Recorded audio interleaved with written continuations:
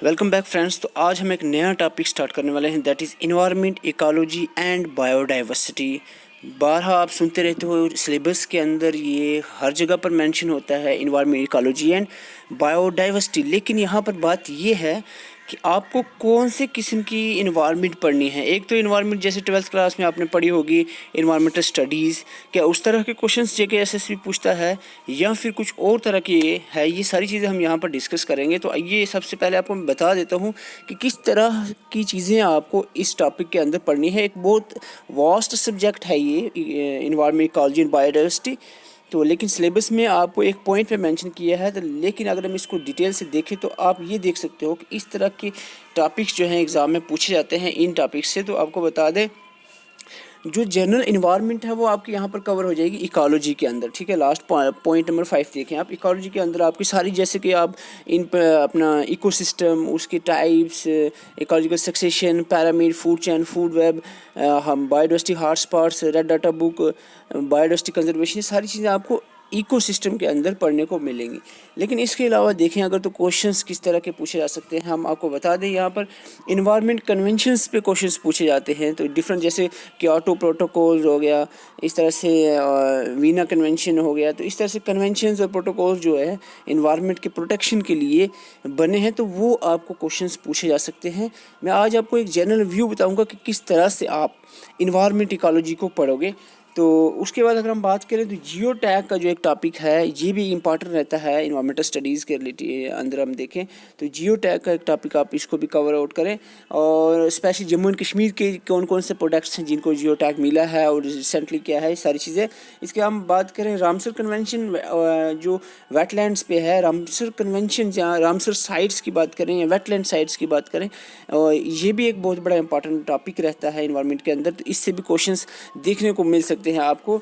और अगर हम सबसे इम्पॉर्टेंट बात करें, सबसे important each and every paper में जहाँ पर इन्वायरमेंट, इकोलॉजी और बायोडाइवर्सिटी मेंशन है, वहाँ पर अगर आपको यहाँ से क्वेश्चन ना पूछा जाए, ऐसा हो नहीं सकता। तो नेशनल पार्क से क्वेश्चन डेफिनेटली क्वेश्चन देखने को मिलता है। यहाँ पर नेशनल पार्क से, सेंचुरीज और बायोस्फीयर रिजर्व में से भी क्वेश्चन होते हैं, लेकिन स्पेशली नेशनल पार्क से आपको एक या दो क्वेश्चंस देखने को ज़रूर मिलते हैं। तो नेशनल पार्क आपको डेफिनेटली तैयार करने चाहिए अगर आप एग्ज़ाम अच्छे से करना चाह रहे हैं। तो उसके बाद अगर हम बात करें इकोलॉजी का, मैं पहले ही बोल रहा था, जो जितने बेसिक टॉपिक्स हैं इन्वायरमेंट के वो इकोलॉजी के अंदर कवर हो जाते हैं। मैं आज थोड़ा सा ओवरव्यू आपको बताने की कोशिश करूँगा कि किस तरह से इन चीज़ों को देखा जाए। तो आइए देखते हैं। अगर हम बात करें GI टैग की, ग्राफिकल इंडिकेशन टैग जो है, इसके बारे में कुछ ब्रीफ इंट्रोडक्शन आपको देखनी चाहिए कि जियो टैग क्या है और ये कौन कौन से प्रोडक्ट पे मिलता है, किस तरह से इसकी क्या इंपॉर्टेंस है, ये सारी चीज़ें आपको देखनी है। और इसके बाद अगर हम बात करें यहाँ पर, अगर आगे बात करें गुच्ची जो मशरूम है, इसके बारे रिसेंटली दो एग्ज़ाम में यहाँ पर गुच्ची के बारे में पूछा गया है। इसको भी जियो टैग के लिए जो है रिकमेंड किया गया है, तो ये भी आप इसमें देख सकते हैं। उसके बाद सबसे पहले जियो टैग दार्जिलिंग टी को मिला था। कर्नाटका जो है, इसमें सबसे ज़्यादा प्रोडक्ट्स को जियो टैग्स मिले हुए हैं, 47 को।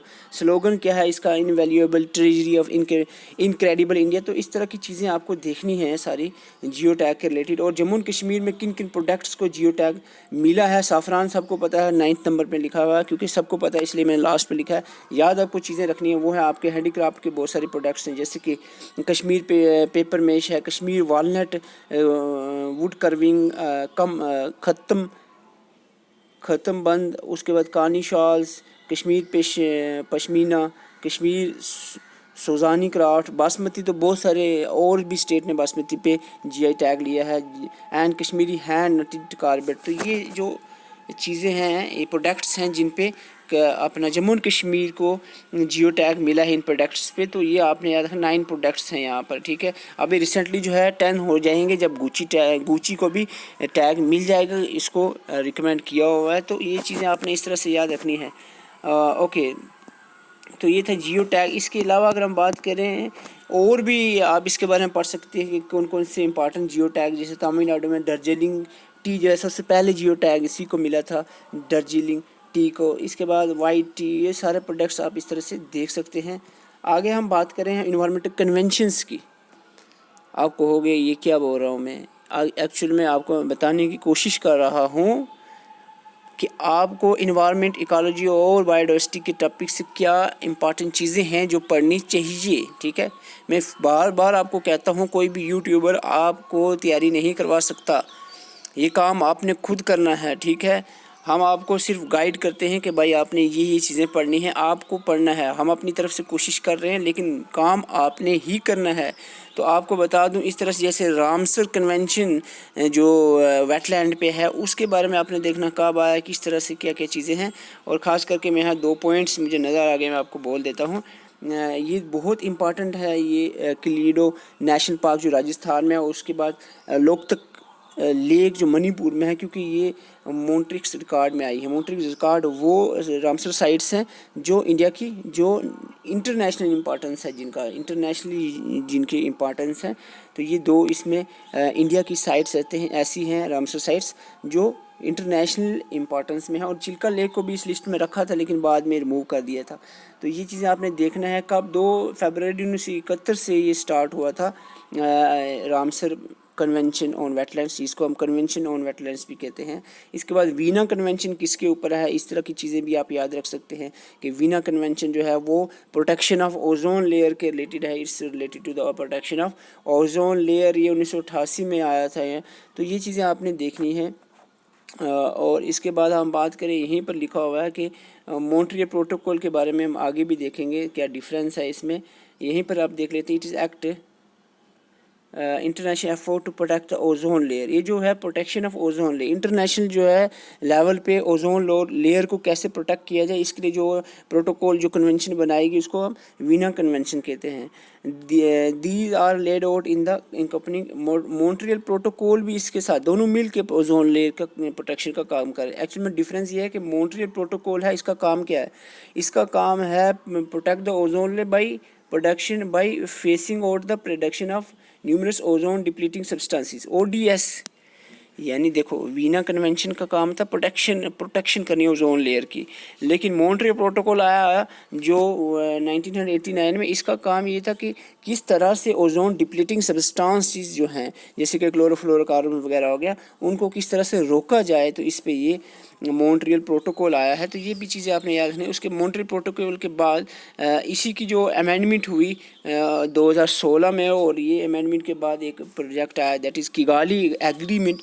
तो इसके अंदर आपको बता दूं, एक किगाली एग्रीमेंट में आपने देखा कि ये एग्रीमेंट जो था ये था किसके रिलेटेड, HFCs के रिलेटेड। HFCs क्या है, यहीं पर आपको लिखा हुआ मिलेगा।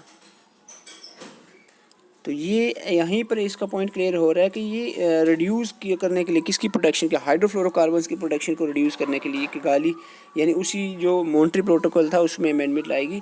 तो इसके बाद आगे हम बात करें सिटीज़ की बात करें, convention on international trade in endangered species पे भी एक कन्वेंशन आई है जिसको वाशिंगटन कन्वेंशन कहते हैं। हम थोड़ा सा आगे चलते हैं।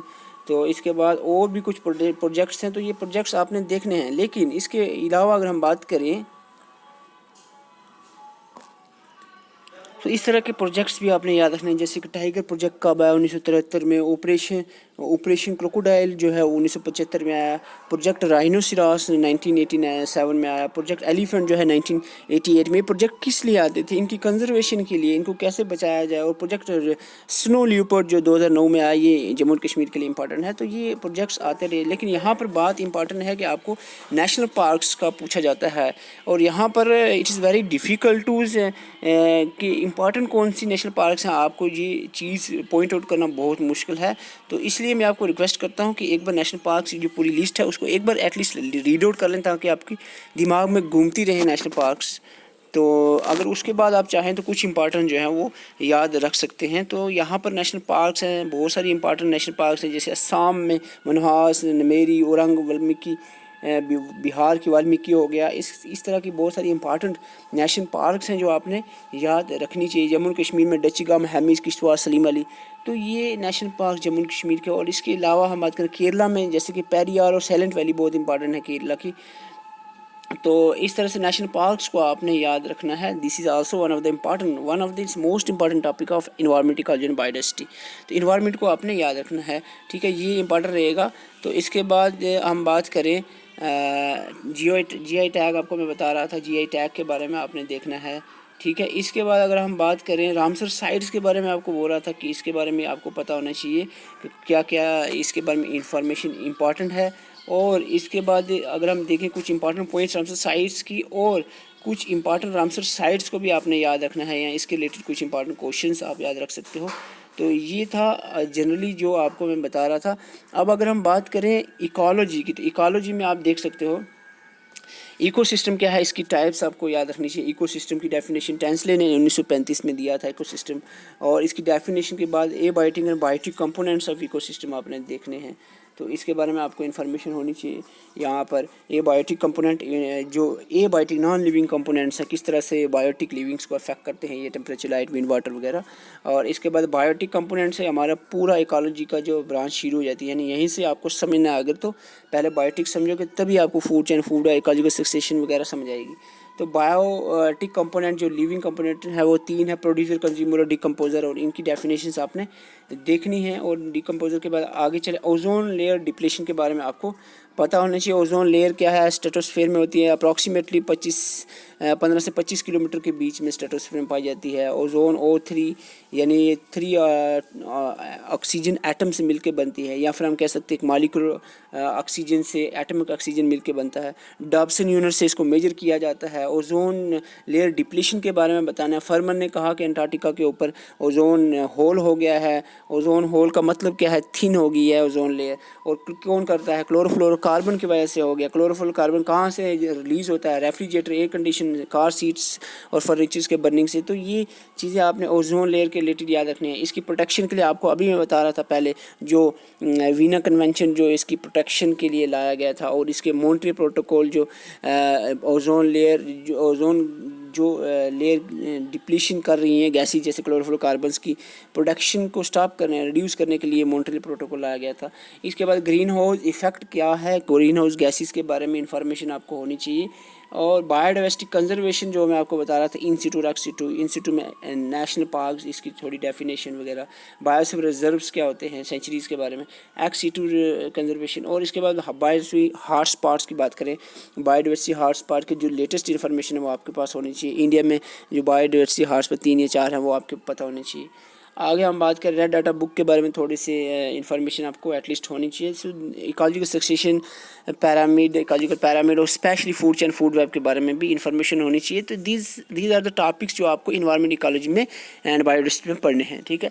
तो एक ही लेक्चर में मैं आपको इंट्रोड्यूस होपफुली कर पाया हूँ कि इन्वायरमेंट इकोलॉजी में क्या क्या चीज़ें आपको पढ़नी चाहिए, ठीक है। आपको फिर से बता रहा हूँ, पढ़नी आपको ही है, ठीक है। आप जिस तरह से भी आप इसको पढ़ें, ये आप पे है, ठीक है। अगर मुझ से हो सका तो I will try to make the lectures on the each and every topic of the ecology, environment ecology, क्योंकि ये आपके सिलेबस में VLW की सिलेबस की बात करें तो एक सिंगल पॉइंट में ये मेंशन है, ठीक है। तो इसको अगर हम लेक्चर्स में डिवाइड करने की कोशिश करूँ तो it will take at least 12 lecture, 12 lecture, 10 से 12 लेक्चर में ये कवर होगा। तो इसलिए मैंने आपको एक आइडिया दे दिया कि आप इस तरह से चीज़ें जो है आप पढ़ सकते हैं अपनी सेल्फ तरीके से। सेल्फ से पढ़ोगे ज़्यादा अच्छा रहेगा, क्योंकि उसमें क्या होगा, आप खुद चीज़ों को सर्च करोगे और काफ़ी चीज़ें सर्च करते हुए, करने के दौरान काफ़ी चीज़ें आपके नज़रों के आगे आएंगी और आप वो सीखते जाओगे, पढ़ते जाओगे, आपकी दिमाग में बैठती जाएगी। आई होप आपको ये वीडियो अच्छी लगी हो। चैनल को सब्सक्राइब करें, वीडियो को लाइक करें। और अभी तक आपने अगर हमारी जनरल अवेयरनेस और कंप्यूटर की जो हमने कोर्स करवा दिया है वो आपने नहीं देखा तो प्लेलिस्ट में जाकर आप देख सकते हैं, और डिस्क्रिप्शन में भी उसका लिंक मिलेगा। Thank you for watching.